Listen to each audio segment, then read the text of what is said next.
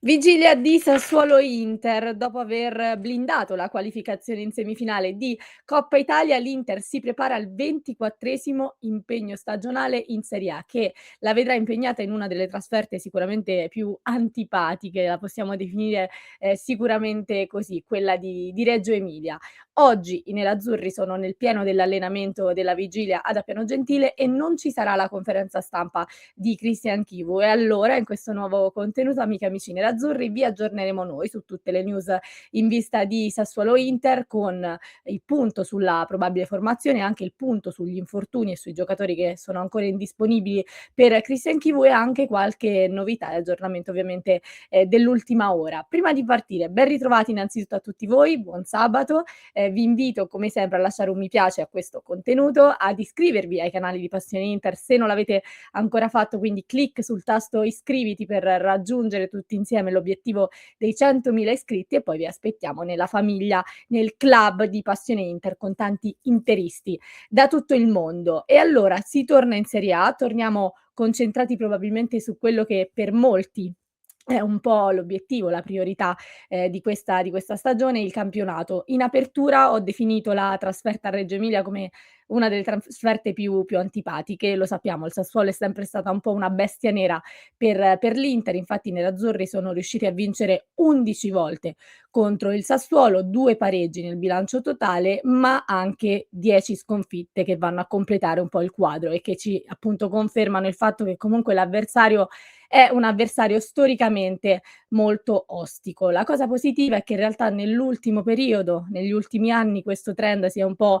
invertito, perché l'Inter ha vinto 6 delle ultime 9 gare in campionato contro i neroverdi, e quindi questo ci dimostra che comunque un po' la direzione rispetto a quello che è appunto il bilancio storico è un po' stato cambiato e portato dalla parte dei nerazzurri. I nerazzurri che tra l'altro in questa stagione stanno avendo un ottimo rendimento soprattutto in trasferta, 7 vittorie consecutive in campionato fuori dalle mura di San Siro, e appunto domani, dopo la trasferta a Cremona, si va in un altro campo, quello di Reggio Emilia, che ribadisco comunque essere un campo molto, molto ostico e insidioso per i nerazzurri. Con il Sassuolo che arriva da 11° in campionato, tornato in Serie A dopo insomma l'annata in cadetteria.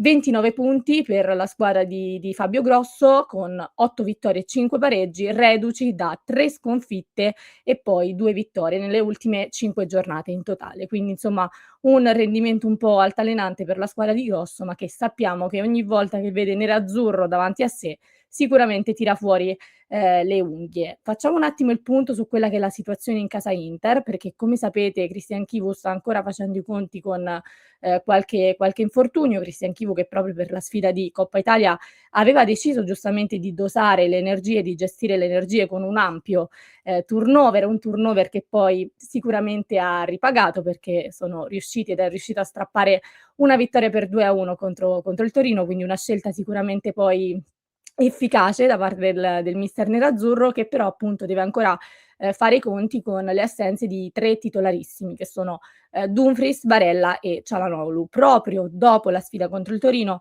Chivu aveva detto in conferenza stampa che Barella e Çalhanoğlu probabilmente si sarebbero rivisti dopo la partita contro il Sassuolo, e vi confermiamo che dovrebbe essere così. I giocatori dovrebbero rientrare ad allenarsi in gruppo proprio dopo la sfida di domani alle 18, quindi tra lunedì e martedì dovrebbero rivedersi insomma nell'allenamento insieme ai compagni, in modo tale da essere disponibili poi per quello che di fatto sarà un match molto importante per questa stagione. Ovviamente sto parlando di Inter-Juventus in programma a San Siro a San Valentino. Quindi domani Barella e Çalhanoğlu non saranno convocati per la partita contro il Sassuolo, e ovviamente resta tra gli indisponibili anche Denzel Dumfries, che non vediamo ormai da molto, molto tempo. Allora, le scelte di Christian Chiu in che direzione andranno? Perché abbiamo visto comunque che nelle ultime partite ci sono stati un po' di cambi, c'è stato un po' di turnover, come dicevo prima, anche per gestire giustamente le energie in un mese che tra l'altro con l'aggiunta dell'andata e del ritorno delle semifinali di Coppa Italia avrà diciamo tanti impegni, i nerazzurri saranno impegnati su più fronti con anche tante partite importanti come Inter Juve e poi anche il derby di Milano. Domani però ho l'impressione che Chivu voglia un po' rimettere le pedine al loro posto, ripristinando un po' quella che si può definire la formazione titolare attuale con i giocatori che ha a disposizione. Quindi quelli che dovrebbero essere confermati rispetto alla sfida, contro il Torino sono Thuram e Mkhitaryan. Mkhitaryan che abbiamo visto in un ruolo diverso, nel ruolo di appunto di play, domani dovrebbe ritornare nel suo ruolo di mezzala e quindi rivediamo in porta probabilmente, molto probabilmente Yann Sommer dopo il riposo nel turno di Coppa Italia. Quindi, come abbiamo detto più volte resta lui il numero 1 tra i pali per Christian Chivu, infatti in campionato, si rivede lui dopo l'opportunità data a Joseph Martinez. In difesa il trio ormai fisso, Bissek, Akanji al centro e Bastoni.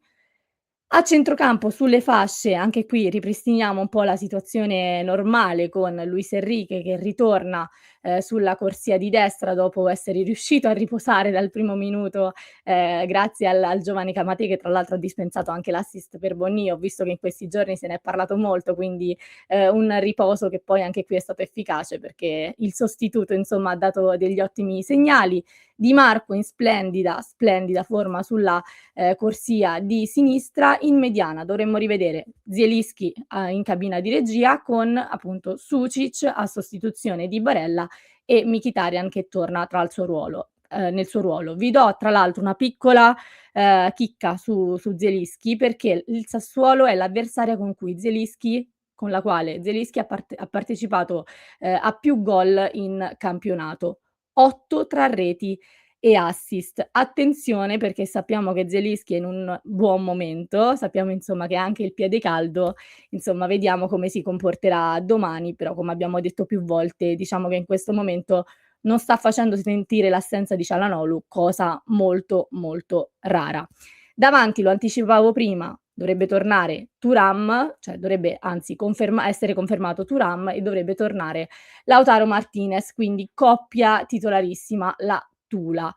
Tra l'altro apro una piccola, non troppo piccola in realtà, parentesi su Marcus Thuram, che è uno di quelli dei quali si sta parlando molto nell'ultimo periodo. Tra l'altro proprio in questi ultimi giorni, mi sembra nella giornata di ieri se non erro, è uscita un'intervista, a CBS Sports, nella quale insomma Thuram si è lasciato andare a molte dichiarazioni. Secondo me uno dei passaggi, più fondamentali è stato una sorta di risposta a tutte quelle che sono le critiche in questo momento sul giocatore. Vi riporto in breve quelle che sono state le dichiarazioni di Thuram, che commentiamo e poi vi aggiungo un paio di cose, perché Thuram dice: "Viviamo in una generazione basata sui numeri, se pubblichi qualcosa su Instagram continui ad aggiornare la pagina per vedere quanti like hai.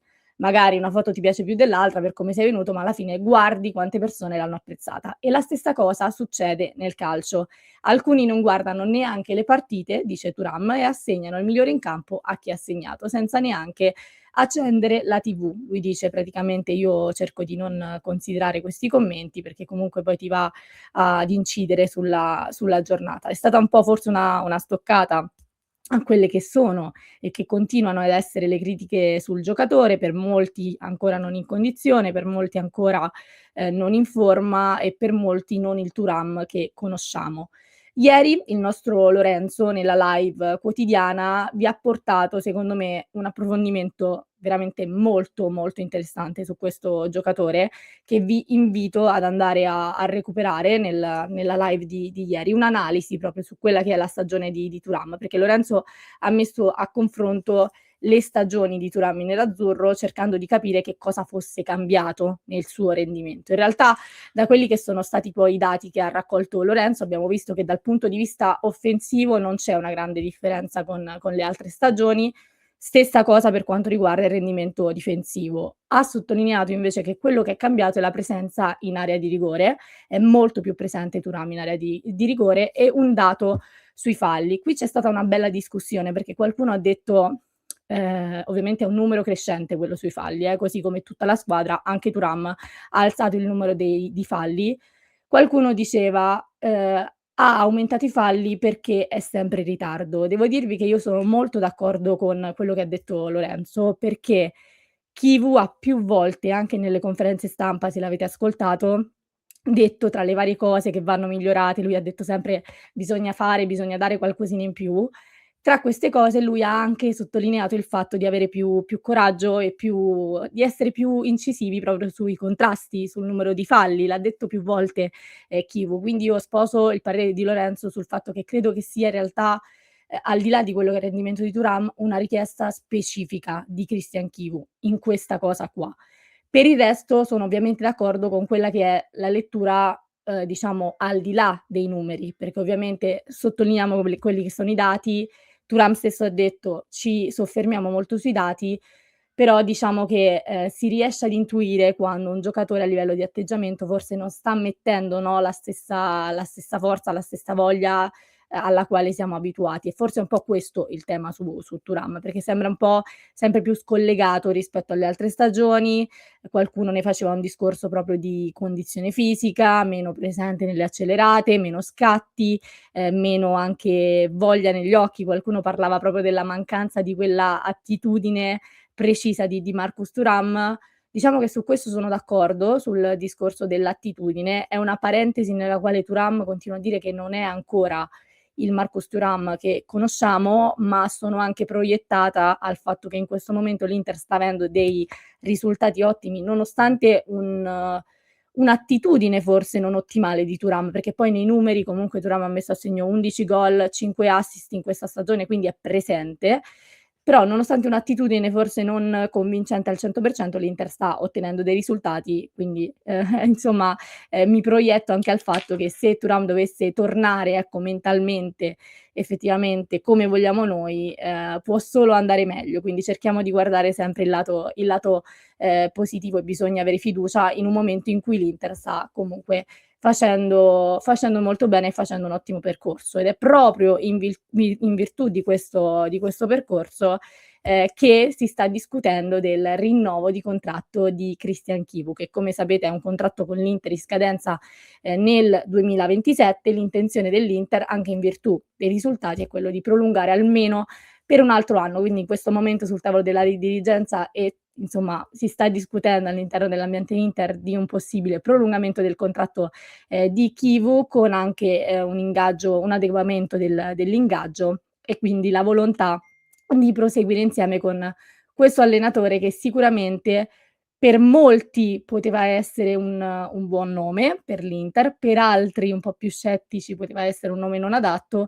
Quello che diciamo oggi, al 7 febbraio, a metà, forse più della metà di questa stagione, è che l'Inter sta avendo dei risultati che molti di noi magari non si aspettavano per mancanza di fiducia o per, le troppe ferite che ha lasciato la precedente, ma Chivu sta facendo un grande lavoro, e sicuramente per quelle che sono le premesse e per quella che è la partenza, eventualmente un rinnovo di contratto sarebbe anche, diciamo, un modo per dimostrare gratitudine ad un allenatore, non solo a parole, perché comunque gli attestati di stima stanno arrivando sicuramente anche dalla dirigenza, dallo stesso Marotta, però eventualmente ecco una firma, per proseguire questo rapporto sarebbe sicuramente una bella e una buona dimostrazione. E allora io vi aspetto nei commenti, perché voglio sapere innanzitutto quali sono le sensazioni in vista della partita di domani, che, come ho detto più volte, sarà una partita un po' ostica, una partita che spaventa molti, devo dirvi, nonostante comunque lo stato di forma del Sassuolo, è sempre una partita che viene segnata sul calendario come una di quelle più pericolose. Quindi voglio sapere un po', le vostre sensazioni, e anche un commento su quella che potrebbe essere la formazione, se eventualmente vi convincono, le scelte di Christian Chivu, e voglio sapere se sareste favorevoli, ecco, a proseguire insieme al nostro mister nerazzurro. Vi aspetto nei commenti. Nel frattempo, io vi rimando anche alla live, di questa sera alle 19:30 qui su Passione Inter, il consueto appuntamento con tutti gli aggiornamenti anche in vista, della partita di domani, e vi lascio con un contenuto di approfondimento in descrizione per chi ci sta ascoltando in podcast. Se invece ci state seguendo su YouTube, vi basta cliccare qui.